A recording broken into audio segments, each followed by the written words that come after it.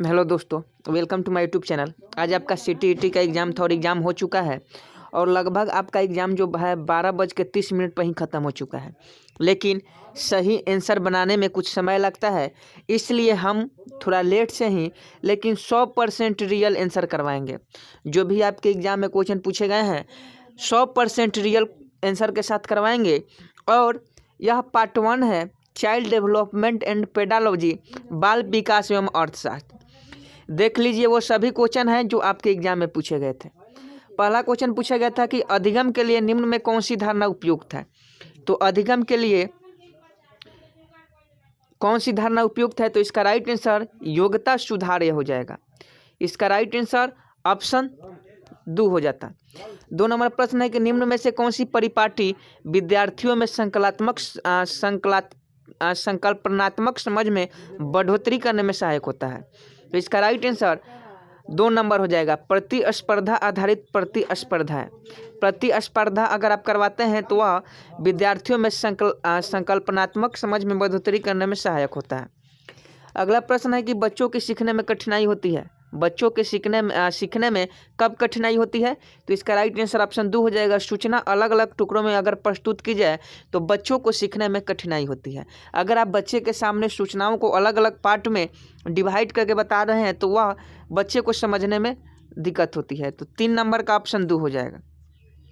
अगला है कि अधिगम की सर्वोत्तम अवस्था कौन सी है। तो अधिगम की सर्वोत्तम अवस्था कौन सी है, तो इसका राइट आंसर क्या हो जाएगा। तो अधिगम की सर्वोत्तम अवस्था इसका राइट आंसर क्या हो जाएगा, ऑप्शन 2 हो जाएगा। सॉरी दोस्तों, 4 नंबर जो राइट आंसर है उसका 4 हो जाएगा कि अधिगम की सर्वोत्तम अवस्था कौन सी है। तो संतुलित उत्तेजना है और कोई भय नहीं है, कोई भय नहीं है। अगला प्रश्न है कि अधिगम का संरचनात्मक विचार यह सुझाव देता है कि ज्ञान की संरचना में डैश हुआ है। अधिगम का संरचनात्मक विकास यह सुझाव देता है कि ज्ञान की संरचना में क्या हुआ है। तो इसका राइट आंसर क्या हो जाएगा। तो इसका राइट आंसर आप जल्दी से कौन सा टिक किए हैं जल्दी बताइए। तो इसका राइट आंसर ऑप्शन ए हो जाएगा, बच्चे पूर्ण रूप से पाठ्य पुस्तकों पर निर्भर रहते हैं।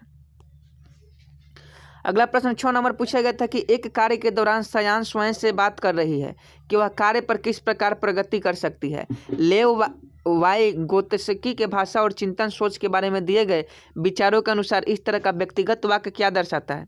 तो इसका राइट आंसर क्या हो जाएगा। तो इसका राइट आंसर क्या हो जाएगा, तो इसका राइट आंसर आत्म केंद्रिता हो जाएगा। आत्म केंद्रिता विल बी राइट आंसर। 6 का 4 ऑप्शन हो जाएगा। अगला है कि मूल्यांकन पद्धति का लक्ष्य होना चाहिए। तो मूल्यांकन पद्धति का क्या लक्ष्य होना चाहिए। मूल्यांकन पद्धति का लक्ष्य क्या होना चाहिए, तो इसका राइट आंसर क्या होगा। तो मूल्यांकन पद्धति की जो लक्ष्य होना चाहिए वह योग्यता आधारित समूह में विद्यार्थियों को विभाजित करना होना चाहिए। अगला प्रश्न है बच्चों के विकास की व्यक्तिगत विभिन्नताओं को किस पर प्रतिरोपित किया जा सकता है। तो बच्चों के विकास के व्यक्तिगत विभिन्नताओं को किस पर प्रतिरोपित किया जा सकता है। तो इसका राइट आंसर क्या हो जाएगा। तो इसका राइट आंसर आपका क्या हो जाएगा, तो अनुवांशिकता एवं पर्यावरण की पारस्परिक पर। ऑप्शन ए 8 का इसका राइट आंसर हो जाएगा। अगला है एक खेल की क्रिया के दौरान चोट लगने पर रोहन रोने लगा। यह देखकर उसके पिता ने कहा लड़कियों की तरह व्यवहार ना करो, लड़के रोते नहीं हैं। पिता का यह कथन है लैंगिक समानता का बढ़ावा देता है, लैंगिक रूढ़िवादियों को दर्शाता है, लैंगिक रूढ़िवादियों को चुनौती देता है, लैंगिक भेदभाव को कम करता है। तो इसका राइट आंसर क्या हो जाएगा, तो यह क्या हो जाएगा। तो इसका राइट आंसर लैंगिक रूढ़िवादिताओं को चुनौती देता है। इसका राइट आंसर ऑप्शन 3 हो जाएगा। अगला है एक प्रगतिशील कक्षा में विद्यार्थियों को उनके अकादमिक अंकों आधार पर नामांकित करना चाहिए। अध्यापक को अटल पाठ्यक्रम का पालन करना चाहिए। विद्यार्थियों में प्रतिस्पर्धा पर बल देना चाहिए। ज्ञान की संरचना के लिए प्रचुर मौके प्रदान करने चाहिए। तो इसका राइट आंसर 4 हो जाएगा, क्योंकि बच्चों में ज्ञान की संरचना के लिए प्रचुर उन्हें मौका प्रदान किया जाए, यही एक प्रगतिशील कक्षा की आधारभूत संरचना है। अगला प्रश्न है कि एक गतिविधि के दौरान छात्रों को संघर्ष करते देख एक अध्यापिका बच्चों को संकेत और इशारे जैसे क्यों कैसे प्रदान करने का फैसला लेती है। जब गोत्स्की के सिद्धांत के अनुसार अध्यापिका की यह योजना है तो इसका राइट आंसर क्या हो जाएगा। तो इसका राइट आंसर अधिगम के लिए पार आधारभूत संरचना का काम करेगी। तो यह ऑप्शन 3 इसका राइट आंसर हो जाएगा। अगला है बच्चों के सामाजिक के संदर्भ में निम्न में कौन सा कथन सही है। तो इसका राइट आंसर क्या हो जाएगा, तो आप देख लीजिए।